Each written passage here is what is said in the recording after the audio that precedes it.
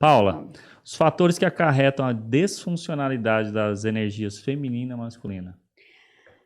Ah, com certeza, a raiz é A a origem? falta da, da função paterna, né? Porque se não tem um pai, esses filhos vão ser criados por uma mãe. E Uhum, normalmente essa mãe é a mãe forte. sim. Hoje, infelizmente, a maioria dos lares não tem um homem. E quando tem esse homem, ele está na energia errada. Então, a mulher ela tem uma tendência a copiar a mãe é forte. E já viu aquela linguagem que é muito usada e que a gente acha bonitinho até entender de forma consciente o quanto é ruim? O filho é sempre apegado na mãe, É verdade. né? E isso é muito O filho na doentio. mãe e a filha no pai. Porque você viu, quando a menina começa a crescer, ela começa a ficar mais perto do pai, o menino começa a ficar perto da mãe. Mas aí é bonito, legal, mas tá errado. Uhum. Porque um filho, ele tem que caminhar junto com a energia masculina do homem e a menina com a mulher. Paula, e aí vem sempre aquela pergunta, mas eu não tenho marido, como que eu faço? A minha realidade aqui na minha casa, eu tenho que trabalhar e eu tenho que ser mãe, tenho que educar. Aí a mãe, ela tem que puxar alguém para ser exemplo, fazer a função, né, ser aquele espelho masculino para aquelas crianças. E ela também ser função paterna e materna. Por que Uhum. há essa disfuncionalidade? Exatamente por conta da ausência paterna. E aí, vamos lá, nós estamos em uma sociedade que reforça isso demais. Tudo é muito machismo e tudo é muito feminismo. Extremismos. Eu escutei uma vez uma frase de um pastor que ele falava assim, ó, machismo é um câncer, feminismo é um band-aid. E é isso. Ninguém resolve nada. Paula, eu acredito que hoje o que mais falta em nós, como mulheres, é essa presença de um homem perto. E Uhum. só que a maioria das mulheres, elas não querem, porque elas olham para isso, elas acham isso machismo. Mas no fundo elas estão cansadas. Porque aí você tá pegando uma mulher, por exemplo, eu vou te dar o exemplo da minha mãe. Sim. Minha mãe, ela foi casar, ela casou lá com meu pai, teve eu e meu irmão, e eu com 6 anos de idade, eles se separaram. E assim foi a vida inteira.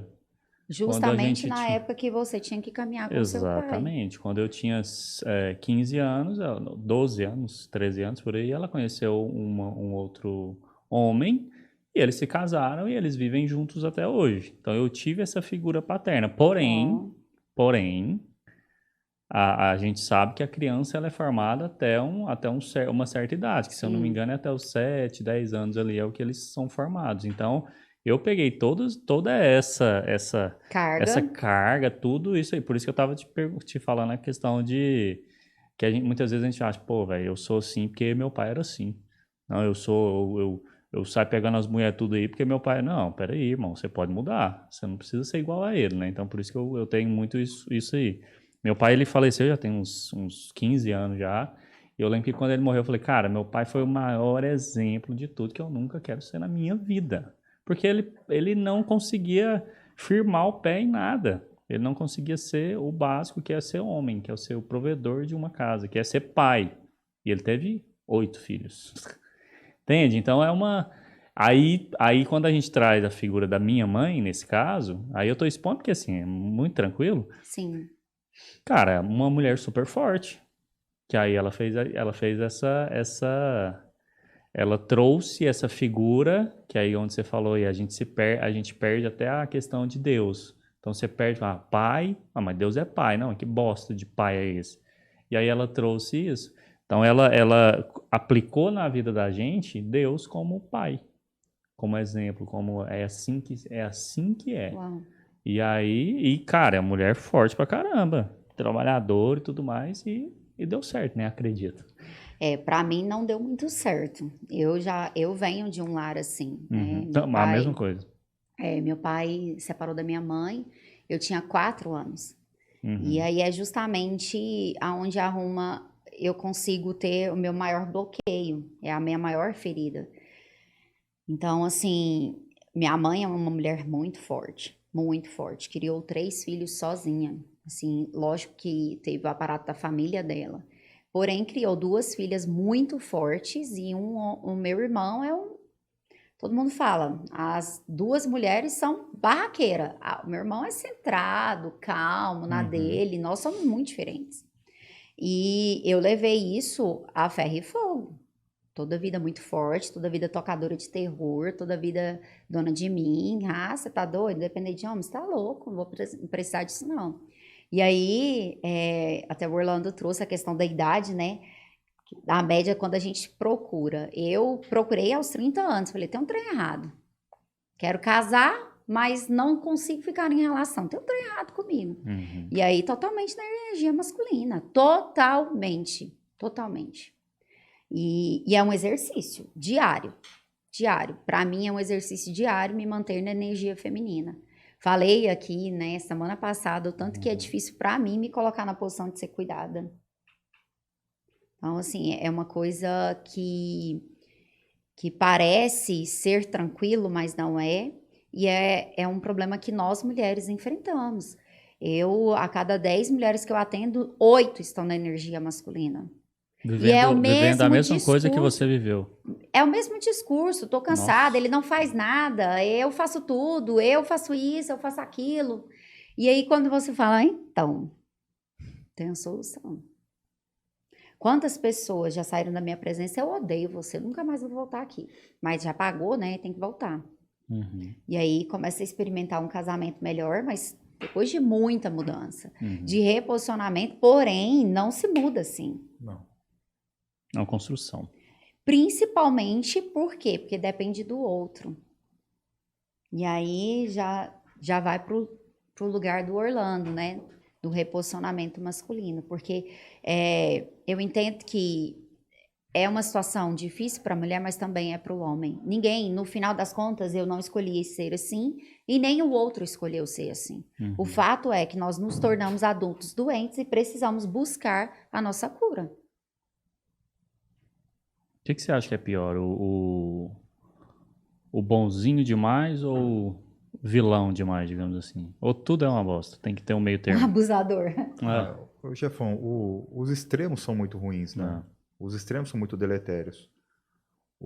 Esse cara, o primeiro, o abusivo, o tóxico, o violento, ele erra muito com os outros, machuca muito os outros. O bonzinho, ele erra muito com ele mesmo. Na tentativa dele... Os dois são ruins. O bonzinho, por exemplo, que é um objeto agora de muita análise minha, né? E do meu novo trabalho, ele tem um desespero para ser amado, para ser visto, para ser acolhido, para ser aprovado, para ser validado. A busca incessante dele é por isso. Então, por pertencimento. Para ele conseguir esse amor, para ser visto, ele faz qualquer negócio, ele engole qualquer coisa. Ele engole os próprios desejos, as próprias vontades, ele não tem voz, ele não se posiciona, ele vive cabisbaixo, ele é para dentro, ele não se coloca, né? O masculino simbolicamente é um elemento que ocupa espaço, que abre espaço, né? Não, ele se retrai. Será que não vai gostar de mim? Ele morre de medo do que os outros vão dizer, ele morre de medo do que os outros vão pensar. Esse cara não tem só problema no relacionamento com as mulheres, ele tem um problema com a vida, porque o homem ele é movimento, expansão, correr risco, desbravar. Isso simbolicamente falando. Se um homem não consegue fazer isso minimamente, ele não dá conta nem de ir da sala para o banheiro sem ter que pedir para alguém, sem alguém tem que orientar, sem ter um mapa, sem ter que... porque Meu Deus.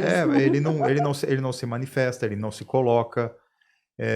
Existe 3 tipos de homens bonzinhos que a gente observa e quando eu trouxe esses tipos não têm lugar nenhum. Eu fiz a análise, dei esses nomes porque facilita de maneira didática. Mas esses 3 tipos, nos relacionamentos com as mulheres, contemplam várias dessas características que já são trazidas por especialistas como o próprio Dr. Glover. Você tem o cara que é o bonzinho, buscador de afeto. Ele é carente, ele é super doce, ele vive rastejando, pedindo atenção. E é tão curioso porque esse tipo de Eu camarada... tô tipo assim, meu Deus! É tão curioso porque esse tipo de camarada, olha que interessante, ele se conecta com mulheres que não dão isso pra ele. Ele vive nessa busca. E se a mulher dá um pouco, ele sempre tem um vazio querendo mais. E para eu receber e para preencher isso, eu faço qualquer negócio. É o buscador de afeto, é aquele cara que a mulher fala: Nossa, como esse cara é meloso. Nossa, não, não, tudo ele chora. Tudo por quê? Porque ele vive nessa demanda, nessa carência. Ele está sempre vazio e está sempre buscando e pedindo por isso. Você tem um outro elemento que é o elemento do homem bonzinho, sacralizador. Quando o homem tem o masculino excluído e a mãe é a grande heroína da vida dele, ele passa a venerar muito o feminino e o masculino é ruim. O Sim. masculino machuca, o masculino abandona, o masculino está fora de moda, o masculino ficou em algum lugar do passado. Então ele passa a ser aquele cara que coloca a mulher no pedestal, como talvez eventualmente ele colocou a mãe, numa imagem mariana. Só que as mulheres da vida real são seres humanos, passíveis de errar, mentir, trair, fazer um monte de coisa. Ele não consegue enxergar essas coisas. Então o sacralizador é aquele cara que exclui o masculino e fica venerando 24 horas o feminino e buscando também essa bênção do feminino, como ele buscou da mãe e por aí vai. E por fim, você tem o resgatador. O resgatador é muito interessante. O resgatador, o bonzinho no resgatador, ele já é um cara que tem um pouco mais de força. Ele exerce o arquétipo do guerreiro. Só que ele tem que se conectar necessariamente a mulheres que são muito problemáticas para salvar a vida delas, para emitir uma fatura para ela amar ele. Caralho. E muitas vezes ela não ama. E depois ela volta pro vilão. Tá doido. Tem todo esse... Quando a gente coloca assim, a história do resgatador, os caras falam, nossa, eu passo por isso direto. Isso, ele não pode ver uma mulher problemática, ele quer dar um jeito de Quer consertar. pagar a conta. Ele quer, não, ele Quer ser herói. ele quer ser o herói da vida Nossa. dela para depois mandar uma fatura. Tó, aqui, ó, agora você vai ter que me amar e permanecer comigo. Sim. Então, você tem essas três modalidades e muitas vezes o cara fala para mim, Orlando, e quando eu sou os três ao mesmo tempo? Só, pô, velho, vamos trabalhar. Vamos trabalhar porque sim, faz parte também do cara se identificar em um período da vida ou em determinado relacionamento com os três caras ao mesmo tempo. Então, eu tenho que trabalhar com ele para talvez ele ir para um lugar de não ser tão carente e ter uma troca saudável de carinho e afeto com a mulher. Tem que ir para um lugar onde ele, ok, a mulher está trazendo um problema, tinha um ex assim, assado, ok, receba essa informação, mas não crie esse ímpeto de entrar num sistema que ainda não é do seu pertencimento, por assim dizer. Não tenta depois cobrar essa fatura com o amor dela. E no sacralizador precisa da reintegração do masculino e também olhar para o masculino com prazer, com alegria, e entender que o feminino tem uma troca equânime com o masculino. Não é assim. Os casais funcionam assim, ó. Sim. Ele no lugar dele, como a Paula trouxe, ela no lugar dela, e trocando de igual para igual. Para ele não ser esse cara que sacraliza demais. E também não seja tão ingênuo nas relações, principalmente atualmente. Ele tem que ser bom, mas não bobo. Essa é o principal desafio do sacralizador. O sacralizador é complexo, hein? Isso é complexo. Para não falar terrível, para não falar, né? para não falar outras coisas, mas isso é bem complexo. Na verdade, os três são porque... são intensos, né? Eu vejo que é um lado intenso do ser humano, é um lado intenso demais do cara. Tanto faz o homem, a mulher, porque também tem mulher nessas posições aí, né? Não, no caso, todos os três tipos têm as mulher, três tipos de mulher, certeza. Exatamente. Que vai atrair, a energia deles vai falar, tamo junto. Nossa, você tem Deus. o que eu preciso. Nossa. Que é a dependência emocional total. Dependência emocional. E com certeza os bonzinhos arrumam as guerreiras, né?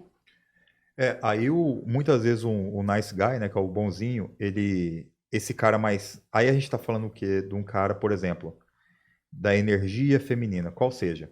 Sensível demais, frágil, mundo subjetivo. Meu Deus. Aí ele entra na guerreira. A guerreira é a sargentona. A sargento. É a que vai mandar nele. Faz isso, tipo... faz aquilo. E manda até na cueca que o cara usa. Puta. No entanto, o cara gosta. Ele se conecta a ela. Porém, não tem energia de ganhar dinheiro, né? Também não tem. Porque o masculino é esse verdade. elemento que Nossa, vai é que verdade. vai, isso que aí, hein? expande, que se sim. posiciona. É o e cara se que arrisca. precisa até que a mulher fale, cara, e aí, bora, É. faz um extra, vamos trabalhar de Uber, fazer um iFood, porque a gente precisa de mais. E o que eu falo quando eventualmente as mulheres me fazem uma pergunta, por que ele não tem ambição? Por que ele isso? Eu falo, olha, nem todo homem nasceu super ambicioso, porque isso tem uma questão de traço de personalidade. Sim. No entanto, minha cara, ele sempre foi assim. É que você dobrou a aposta. Exatamente. Aí você casa, você tem filho, você acha que sei lá, ele vai se Vai transformar. Ele vai mudar, Ele vai eu mudar. creio, ele vai mudar. Porque a doutora Cláudia Pacheco é uma psicanalista que atendeu muito tempo mulheres, ela disse, né? O sonho do homem é se casar com uma mulher que não mude muito. O sonho da mulher é se casar com um homem que mude completamente. É verdade. Esse é o dilema feminino Sim. terrível. Ela quer mudar aquele cara desde o primeiro dia. E às vezes vai passar 5 décadas tentando mudar o camarada. Mas se o cara não quer mudar, não tem quem nada que faça, faça. cara.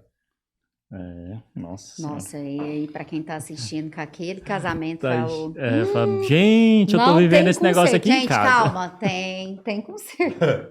Tem Tem, ele pode procurar se curar e a mulher pode procurar. A via de mão dupla, né? Existe um equilíbrio, né? É que, na verdade, é que ninguém muda ninguém. O que ele tá Não. querendo dizer é isso. Que conserto mas as pessoas precisam querer. Exatamente. Principalmente tomar a consciência, porque imagina uma pessoa que é bonzinha a vida inteira. Imagina o lar que esse homem foi criado. Os caras Será que ele caía no chão? Quando você tem um homem, por exemplo, que ele viveu numa redoma, uma mãe que vem cá, que Uma eu já bolha perdi um total. homem que é teu pai, não vou perder você também. Sim. Ela segura aquele menino. Você vai ver que hoje o cara na vida adulta, ele não avança, cara. Ele não se expõe. Ele precisa de sempre estar muito seguro, né? Porque e aí ele confessa, cara, eu posso te falar um negócio, eu tenho medo de tudo.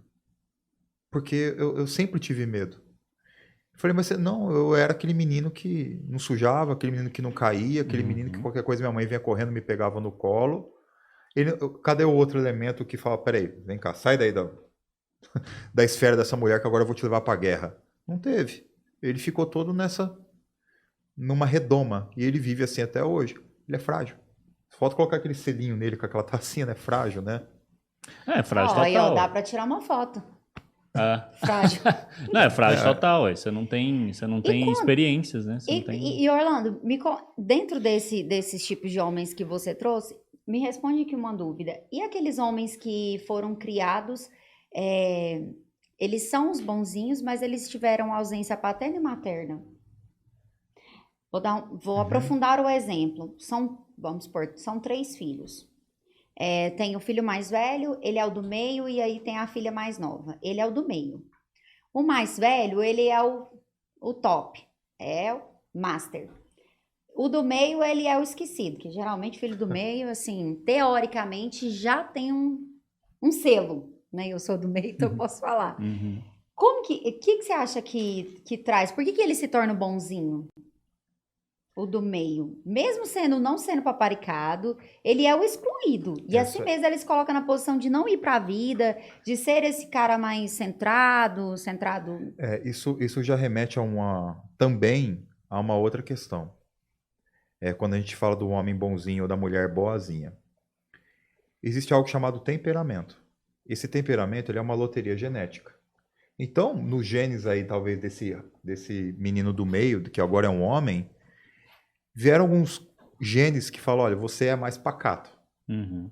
Quando você tem depois, o que os neurocientistas chamam de meio, a família é um meio, a cultura é um meio, a escola é um meio, o meio vai moldando. O meio reforça para ele ser mais para dentro, ele vai ser mais ainda, porque ele já tem um temperamento programado para não ser esse cara que é mais ativo, mas que ele poderia ser incentivado se ele tivesse no meio mais adequado. Então, muitas vezes, esse cara, ele tem esse traço de personalidade. E como que se mede o traço de personalidade de alguém? Hoje, os especialistas trabalham em psicometria com o tal do Big Five, os 5 grandes traços da personalidade humana, que é o conceito hoje que, segundo os especialistas, que tem maior número de evidências científicas. E tem um traço da personalidade que ele se chama agradabilidade. Na agradabilidade, de forma geral, eles medem 2 fatores. 2 percentuais, que é a polidez e a compaixão. Quanto mais alto esse cara tiver de polidez, por exemplo, e de compaixão, menos ele fala por ele. Ele fala tentando agradar os outros para fazer uma política, para estar todo mundo De bem. boa vizinhança. De boa vizinhança, porque é dele ser assim. Sim. Se esse cara tem também nesse traço, no Big Five, baixa conscienciosidade. O que é a conscienciosidade? Elementos das pessoas de sucesso. Isso já foi medido. Disciplina e ordem. Se ele tem isso baixo, dificilmente ele vai ser esse empreendedor. Esse cara é muito difícil para ele. Ele vai ser aquele cara sempre mais pacato. Então, eventualmente, quando a gente está falando desse tipo de comportamento, a gente precisa, de certa forma, também contemplar que, naturalmente, há pessoas que têm essa personalidade, ainda que ela seja caçula, ainda que ela seja filha do meio, e isso tudo vai depender também, repito, do temperamento que ele nasceu e o meio. Você vê, a Paula são 3 irmãos lá. Um é mais zen, as outras são que tem uma extroversão mais alta. É um outro elemento, chama extroversão. Né? A extroversão, mas você vê que a Paula chegou aqui, ela já chega falando, e aí, Orlando? Eu já percebi, ela tem extroversão alta. Ela chega chegando. Extremamente dominante. Ela chega chegando. Por quê? Para ter essa extroversão alta, que tem o elemento de 1, entusiasmo, e 2, assertividade. Então, por exemplo, você conta um negócio para a Paula aqui, ela vai fazer assim, ela entusiasma. Se você contar para mim, eu fico assim. Que legal. Porque o meu entusiasmo é baixo. O meu é baixo. O meu é baixo. É bem baixo. O que aconteceu comigo? Tá vendo? É por isso que eu faço caras e bocas, porque meu entusiasmo é alto. Exatamente. Não me peça. E digo, e olha que interessante. Na média geral, mulheres têm a agradabilidade mais alta do que os homens.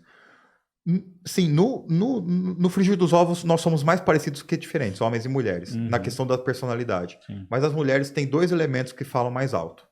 No geral, agradabilidade e neuroticismo. Então, por isso que é mais natural vermos a mulher o acolhimento também. E dos homens, menos. Quando você tem um homem que é muito agradável, que tem agradabilidade muito alta, a gente fala, ele é tão bonzinho. Ele tá, às vezes, na energia feminina. Porque também tem, contemplando nele, um traço de personalidade. Por que eu quis trazer isso, puxando o gancho com o que a Paula trouxe? Para a gente tirar um pouco o lugar de energia feminina e energia masculina de um certo misticismo. Sim. E dizer que isso pode ser explicado também por meio da psicometria, sendo trazido os 5 fatores de personalidade. Né? Agora, quando o sujeito, um homem, geralmente, o que é aquele cara que é bem sucedido? O pessoal fala, ele é um alfa, né? Essa nomenclatura que vem lá do reino animal. É um homem que geralmente tem uma conscienciosidade muito alta, ele é muito ordenado e disciplinado, são atletas, são empreendedores, são caras que... oficiais do exército, por exemplo, aquele que faz sempre a mesma coisa, até alcançar o sucesso, aquele cara que passa em primeiro lugar no concurso, é aquele cara que é o campeão de jiu-jitsu e que está treinando todo dia, ele perde, ele volta pro tatame no outro dia, aquele cara que não para um minuto. Se ele tá vendo um filme e ele fala, eu tô perdendo tempo, eu precisava estar treinando, eu precisava estar fazendo dinheiro, esse cara tem a conscienciosidade alta. E aí muitas vezes ele tem uma agradabilidade que não é tão alta, então ele não tem necessidade de ficar agradando, bajulando, ele é mais ele. Aí a mulher vai falar, esse cara, ele tem um jeitão de homem, porque naturalmente a simbólica masculina é mais assim. Sim, Ela é atrelada a isso aí. Está atrelada a esses fatores. Nossa, aí isso aí já praticamente responde aqui a próxima pergunta, que seria, como a sociedade define o que é ser homem de verdade? É basicamente isso, né? A sociedade vai definir, né, o que é um homem de verdade, que eu também não... O pessoal tem que entender, né? Eu quero trazer uma coisa que é um pouquinho polêmica. Eu acho que a gente, às vezes, precisa parar, principalmente algumas mulheres têm o hábito de fazer isso, de quando algo convém para elas, ela diz que o homem não é um homem de verdade. Para provocá-lo, para feri-lo. Se você não faz isso por mim é porque você não é um homem de verdade. Não sou sua mãe. E quando isso fere o camarada, ele fala, será que eu tô errado? Será que eu tô certo? E quando ela percebe que ele cai nisso, isso se chama shaming. Quando ele cai nesse shaming, ela percebe, opa, aqui tem um zap para eu sempre tacar nele quando eu precisar, né? Então, quem é que vai definir o que é homem de verdade? Bem, primeiro que não tem homem de mentira, tem características que o senso comum, que a cultura, que os arquétipos, que o inconsciente coletivo traz como isso é tipicamente do homem. E quanto mais o cara se encaixa ali, nossa, esse cara é muito homem. E quanto menos o cara se encaixa ali, o cara é menos homem, entre várias aspas aqui, ou seja, ele não se assemelha. Assim como se eu tenho uma mulher que ela é muito brutalizada, que ela fala grosso, que ela... Nossa, essa mulher é meio masculina, porque o senso comum vai dizer que, no modo de vista arquetípico, sei lá, antropológico, histórico, de cultura, Ela tá na força errada. a Na mulher, energia errada. teoricamente, seria um pouco mais doce, um pouco mais acolhedora, um pouco mais emotiva, um pouco mais sensível. Então, quando a mulher sai desse que o senso comum traz como molde típico do feminino, vai dizer que ela não é. Contudo, olha que interessante. Trabalhos como o da Paula, que recebe essa mulher brutalizada, e a Paula vai conduzindo ela para esse lugar da energia feminina, desses atributos que o senso comum vai dizer. Muitas vezes ela se sente, nossa, agora eu me sinto tão bem. Agora parece que eu estou, abre aspas, curada. E quando a gente conduz esse homem a agir com um pouco mais de assertividade, um pouco mais de firmeza, um pouco mais de disciplina, um pouco mais de presença, e fala, nossa, eu me sinto grande, eu me sinto bem. Curiosamente ou não, quando a gente se encaixa mais ou menos nesses lugares, parece que a gente encontrou algo que estava faltando. É uma coisa de experimentar. Não tem como levar isso para o laboratório e colocar no tubo de ensaio. O que a gente percebe é na prática, né, Paulo? Exatamente.